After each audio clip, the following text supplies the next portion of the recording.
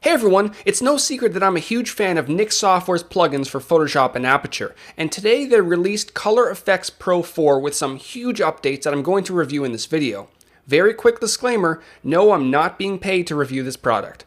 One of the biggest new features is the ability to add multiple filters at once. This is a feature that I've been dying for, and now it's available. They've also added 8 new filters and improved 10 of the current filters to bring their filter count to a whopping 55. Let's dive in.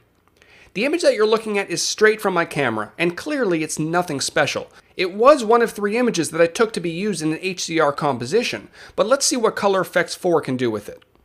I'm going to start off with one of Efex's new filters, the Detail Extractor. An image like this that contains water, plants, and rocks should contain a lot of detail. Let's try and bring some of it back. Once the filter is added, I'm going to crank up the extractor to 70%. I'm going to increase the contrast to 40 and then increase the saturation to 70 as well. There are a lot of blues and greens in this image which I would love to pop. You can also change the effect radius. Because the details of this image are very small, I'm going to use the Fine preset. Good, it's getting there, but there's still more that can be done. Now in earlier versions, I would have had to accept the changes and repeat the process in order to add a new filter. But in Efex Pro 4, I can simply press the Add Filter button to continue my edit. This is fantastic. Now let's add a foliage filter to bring the greens of my image to life. I'm going to choose the third method and then increase the enhancement to 60%.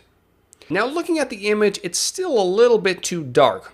There are a few filters which can help brighten up the image, but because this photo was taken outside, let's try out the improved sunlight filter.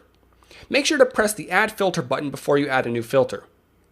When the new filter is added, I'm going to increase the strength to 30%, keep the temperature the same, and increase the brightness to 60%.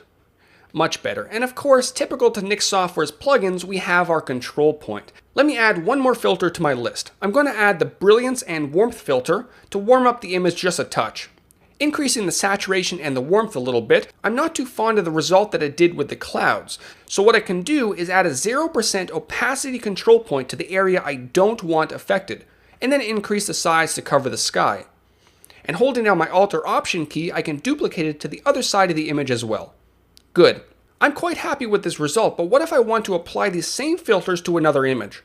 Well, another new feature in Efex Pro 4 is the ability to create recipes.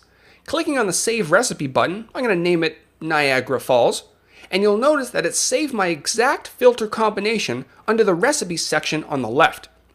I can even export them and send them to my friends if I wanted to. It's pretty cool. Now before I wrap up, let's take a quick look at the difference these few filters have made to the image. Holding down the Compare button at the top, here's the before, and here's the after.